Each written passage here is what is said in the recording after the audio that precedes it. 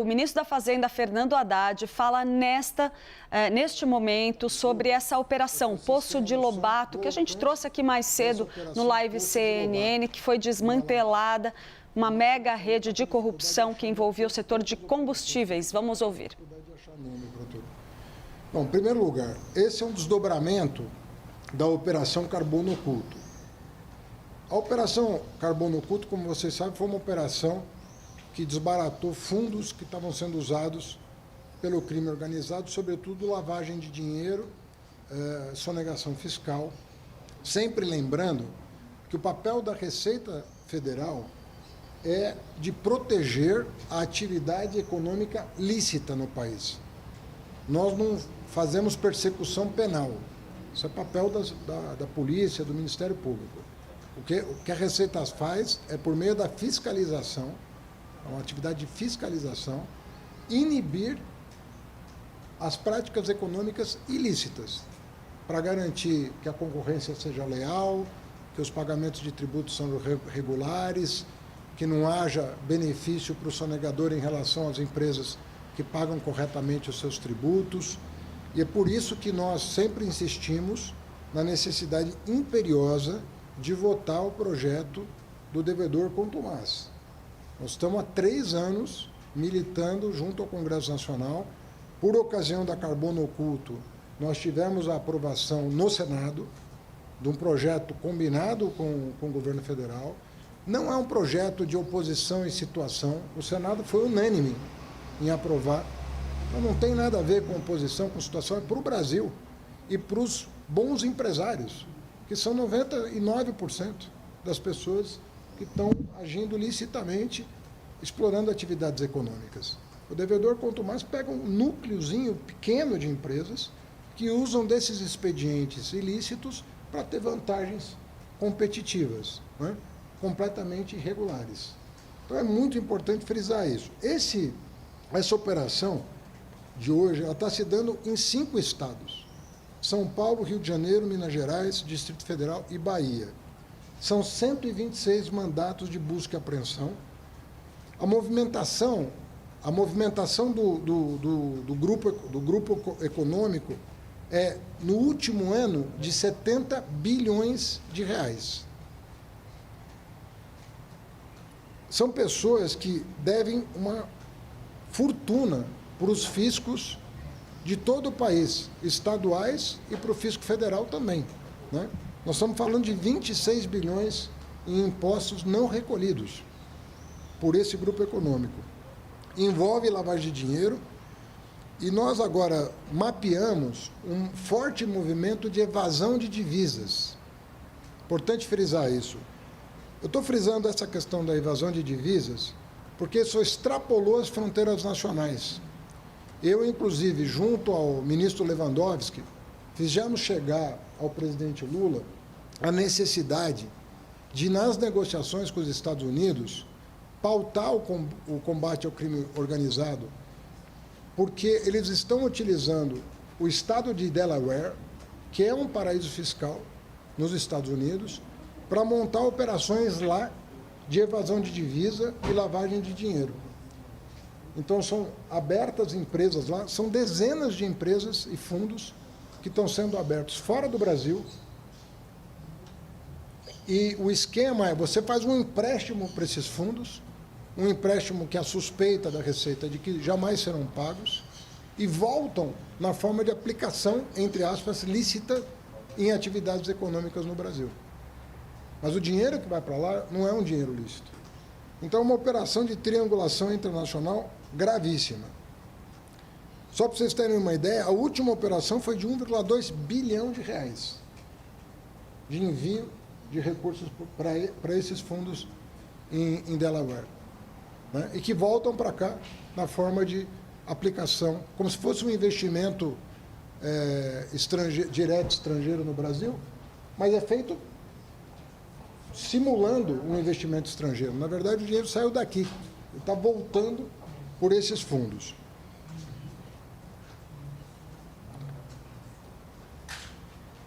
Uma outra coisa importante é que, a partir dessas investigações, a Polícia Federal, evidentemente, está que vai envolver recuperação de ativos no exterior, criminalização de pessoas não residentes, eventualmente mobilização da Interpol. Então, a Polícia Federal ela participou da última etapa da operação. Nós fizemos uma representação perante o Ministério Público Federal no Rio de Janeiro. São 300 páginas com toda a descrição da movimentação financeira e do esquema criminoso, para que a Justiça do Rio de Janeiro dê impulso a esses processos. Uma informação importante que essa semana nós acabamos de descarregar o 5º navio apreendido no Rio de Janeiro. Ele foi apreendido no Rio de Janeiro, mas teve que ser levado a São Paulo para que nós pudéssemos nomear o fiel depositário desse combustível. Nós fizemos um acordo com o Instituto Combustível Legal, o ICL, porque uma das grandes dificuldades da Receita é que ela não conseguia apreender o combustível pelo volume e por não ter onde depositar. Inclusive que é caro fazer o depósito, o armazenamento, e às vezes a gente não sabe o tempo em que o combustível vai ficar armazenado até o perdimento e eventual leilão. Então, era preciso uma estrutura muito robusta, né, para que nós pudéssemos recepcionar essa mercadoria apreendida. Nós estamos falando de 250 milhões de litros de combustível apreendido, já todos depositados na Petrobras, aguardando o processo administrativo que vai dar o perdimento e, eventualmente, leiloar o bem apreendido, lembrando que a Petrobras, que é a fiel depositária, vai poder se ressarcir das despesas de transporte do Rio para São Paulo e armazenamento desse bem. Então, não há prejuízo para a Petrobras, pelo contrário, ela está ajudando a sanear um dos setores onde teve a maior incursão do crime organizado recentemente. Os especialistas de segurança pública vêm dizendo há algum tempo que a droga deixou de ser o único e talvez deixou de ser o mais importante bem que gera recursos para o crime organizado. E apontam especificamente a área de combustível como aquele que deve inspirar as maiores atenções do Estado brasileiro.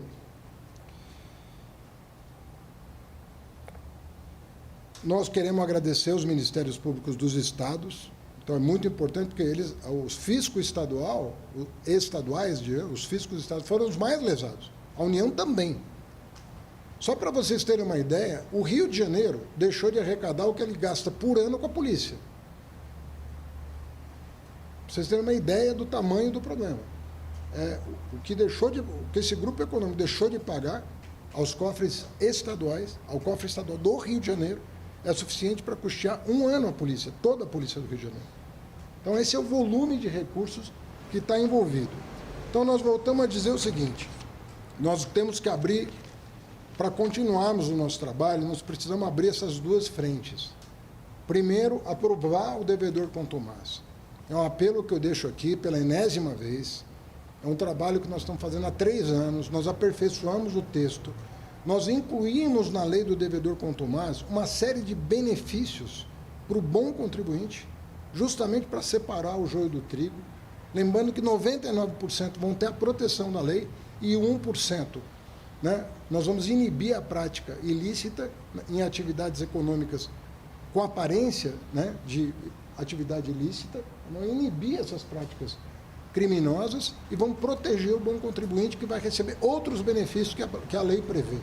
Uma lei muito equilibrada. Se não fosse isso, não teria passado por unanimidade no Senado Federal. E nós queremos fazer dessa agenda de segurança pública a mesma coisa que nós fizemos com a tributação no país. A reforma tributária, tanto do consumo quanto da renda, teve aprovação ou unânime ou muito perto disso. No caso do consumo, muito perto disso, no caso da renda, unânime nas duas casas.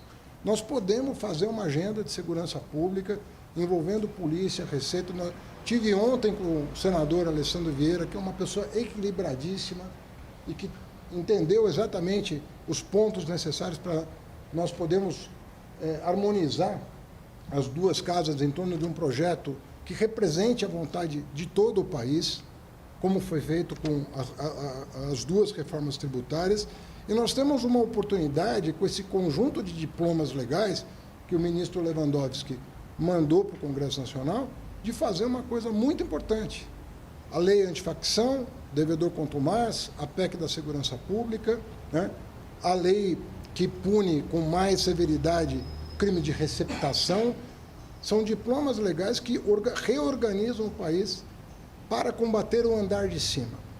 Porque todo mundo, e foi objeto da nossa conversa aqui durante uma hora, todo mundo reconhece, se você não asfixiar financeiramente as organizações criminosas, você vai ter uma reposição de mão de obra barata na base e você não vai dar conta do problema. Você precisa atuar também por cima, também pelo andar de cima, porque é o andar de cima que irriga com bilhões as atividades criminosas. Não estamos falando de milhões, nós estamos falando de bilhões de reais.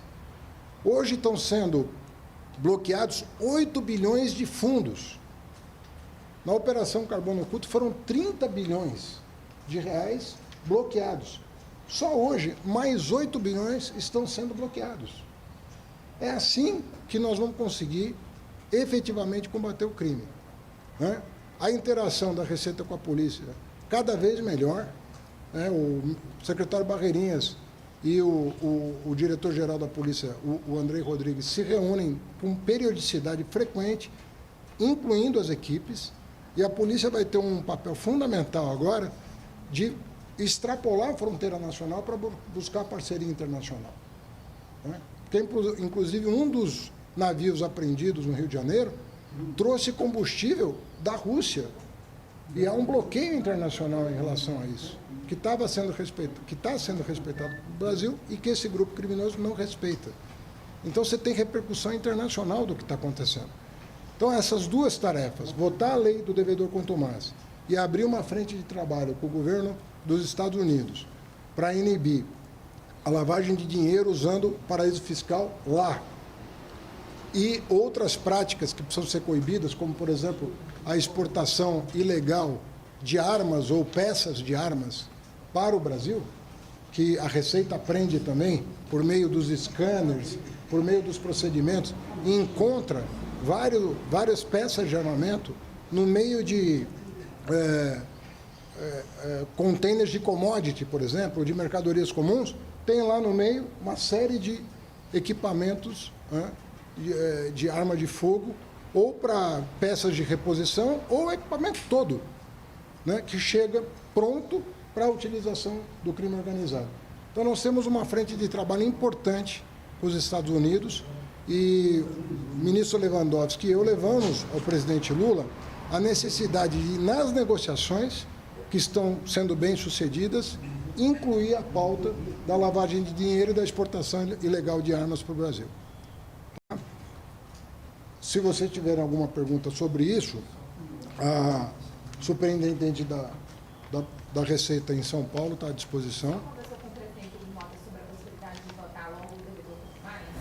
Eu sempre falo, sempre que posso, alerto para essa necessidade, até porque o Senado deu uma demonstração firme, né, de que chegou a hora, né, desse projeto que tramita há 7 anos ou mais, né, passar a ter vigência no Brasil, o que vai fazer. Não tem bala de prata contra o crime organizado, mas essa é uma peça da engrenagem que a Receita precisa para coibir práticas ilícitas do crime organizado. Então, é fundamental para nós prosperar com esse projeto.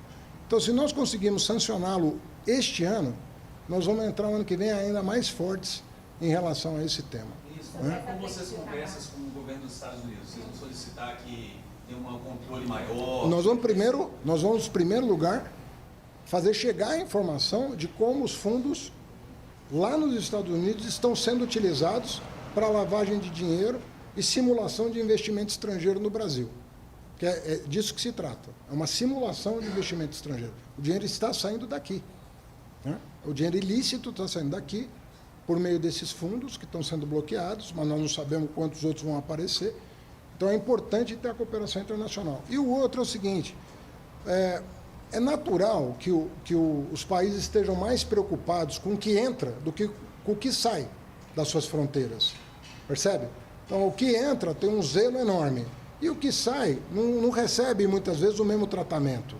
Mas nós vamos levar fotos, vídeos, mostrando como as armas estão chegando no Brasil em containers de lá, com outras mercadorias declaradas.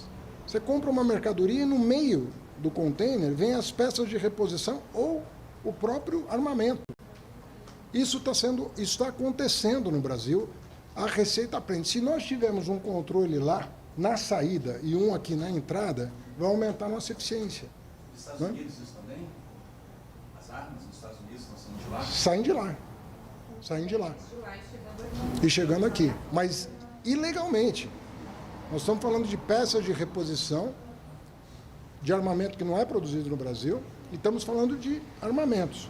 Eu pedi para o secretário Barreninhas fazer um relatório, inclusive, documentando com fotografias, número de container, tudo direitinho, para que essa informação chegue às autoridades americanas, né, demonstrando que essa parceria é fundamental.